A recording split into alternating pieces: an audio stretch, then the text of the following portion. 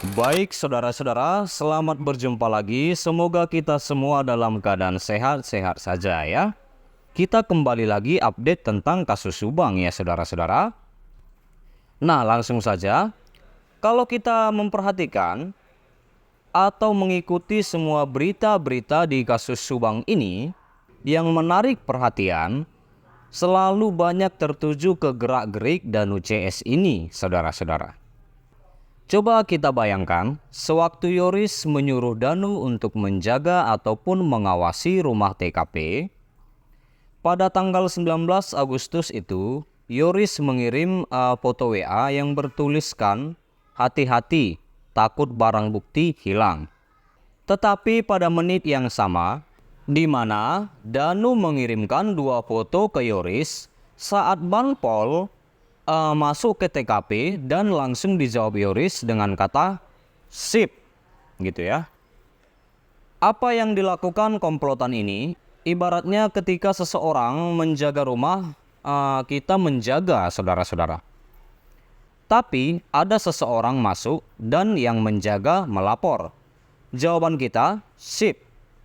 Semua orang serasa dibodohi kalau kita bayangkan ada bertuliskan hati-hati, dijaga sebelum polisi datang ya. Ketika ada orang datang berpakaian mirip polisi, dijawab Yoris dengan kata sip.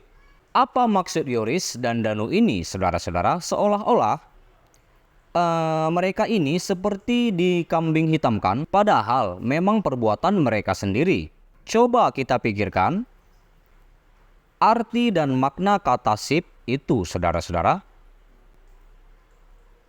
Kemudian setelah itu muncul berita seolah-olah mereka dizolimi ya, dizolimi. Betapa konyolnya komplotan ini membodohi seluruh masyarakat Indonesia. Pendidikan yayasan tersebut diduga penuh dengan permasalahan. Kalau kita dengar keterangan Pak Yosep di kanal Heri Susanto ya, bagaimana Yoris ini sepertinya menyalahkan Ibu Mimin saat itu. Padahal Ibu Mimin menjabat bendahara tahun 2009 hingga 2011. Padahal kejadian ataupun peristiwa terjadi tahun 2021. Sungguh luar biasa Yoris ini, sementara itu sudah beberapa tahun lalu. Kalau kita dengar keterangan Bu Mimin secara akal positif tentunya ya. Kita memperhatikan lagi keterangan mantan bendahara Pak Dedi tentang dana BOS. Seperti sudah kita dengar di video sebelumnya ya saudara-saudara. Jadi boleh kita bilang di sini inti permasalahannya seperti yang kita dengar di kanal YouTube Analisa Kehidupan atau AK Analisa Kehidupan, yang mengatakan kalau peristiwa ini ingin terbuka secara terang, tentunya harus masuk ke rumah sekolah yayasan. Tetapi terserah penyidiklah, mereka mungkin lebih paham kata AK di kanal YouTube-nya. Kalau selama 2 tahun ini sekolah yayasan tidak dimasuki ataupun tidak diperiksa, bagaimana perkembangan kasus ini? Sulit untuk diungkap, saudara-saudara.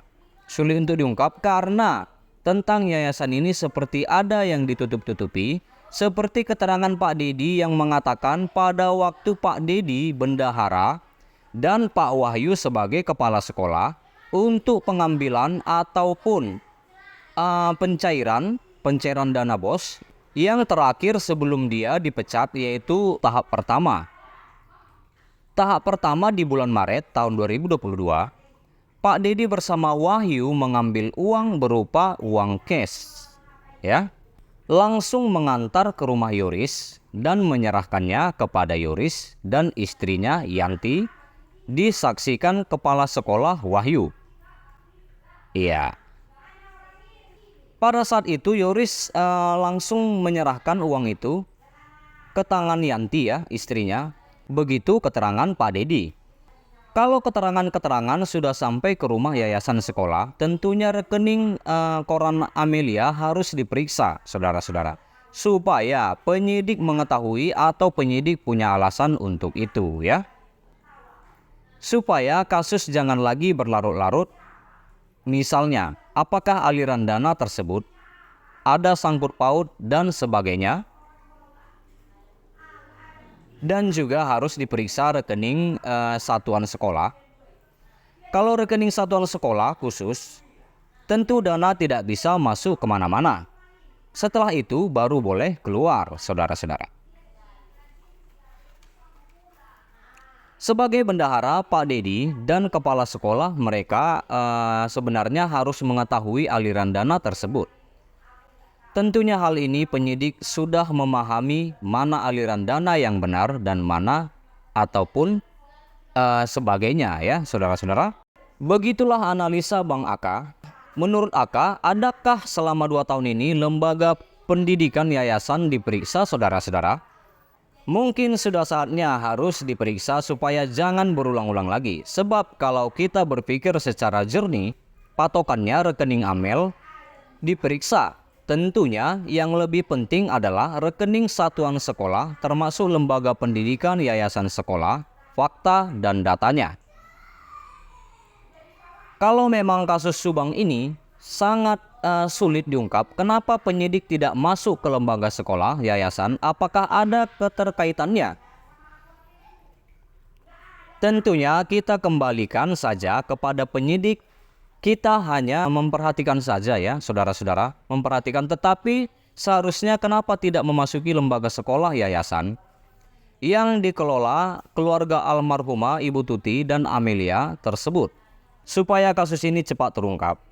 Ada apa saudara-saudara? Demikianlah berita kali ini. Kita berharap supaya kepolisian bekerja keras dan kita jangan lama lagi untuk mengetahui siapa di balik ataupun pelaku perampasan nyawa Ibu Tuti dan Amelia ini, saudara-saudara.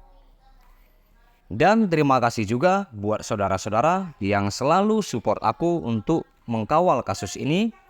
Dan juga terima kasih buat saudara-saudara yang sudah menonton, yang sudah subscribe, dan yang belum mensubscribe. Silakan tekan tombol subscribe dan juga nyalakan loncengnya. Dan juga saudara-saudara, jangan lupa di like, komen, dan share video ini ya. Dan juga subscribe dan nyalakan loncengnya. Terima kasih.